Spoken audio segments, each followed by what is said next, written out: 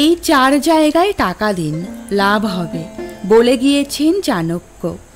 চাণক্যের কথাগুলি একজন ব্যক্তির কাছে তিক্ত মনে হতে পারে, তবে তার কথাগুলি জীবনে সাফল্য পেতে অনুপ্রাণিত করে।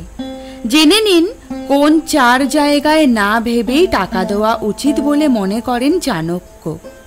আচার্য চাণক্যকে একজন মহান অর্থনীতিবিদ, রাজনীতিবিদ এবং মহান শিক্ষাবিদ হিসেবে বিবেচনা করা হয়। চাণক্য তার নীতির জোরে একজন সাধারণ শিশু চন্দ্রগুপ্ত মৌর্যকে সিংহাসনে বসিয়েছিলেন।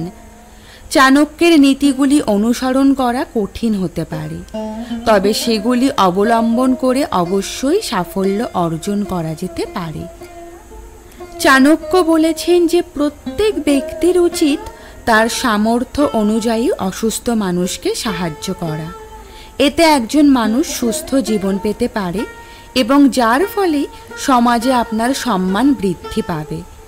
মা লক্ষ্মীর কৃপা সব সময় থাকে এই ধরনের মানুষদের উপর। চাণক্যের মতে সর্বদা গরিব বা অভাবীকে সাহায্য করা উচিত। গরিব দুঃখীদের প্রার্থনা সর্বদা কাজ করে। বলেন প্রত্যেক ব্যক্তির উচিত তার সামর্থ্য অনুযায়ী সামাজিক উন্নয়নমূলক কাজে সাহায্য করা। এর জন্য আপনি স্কুল বা হাসপাতালের জন্য তহবিল গড়তে টাকা দিতে পারেন। এতে করে আপনি জনগণের আশীর্বাদও পাবেন, আপনার প্রতিপত্তিও বাড়বে। চাণক্য বলেছেন যে কোনো ব্যক্তির ধর্মীয় স্থানে দান করা থেকে বিরত থাকা উচিত নয়।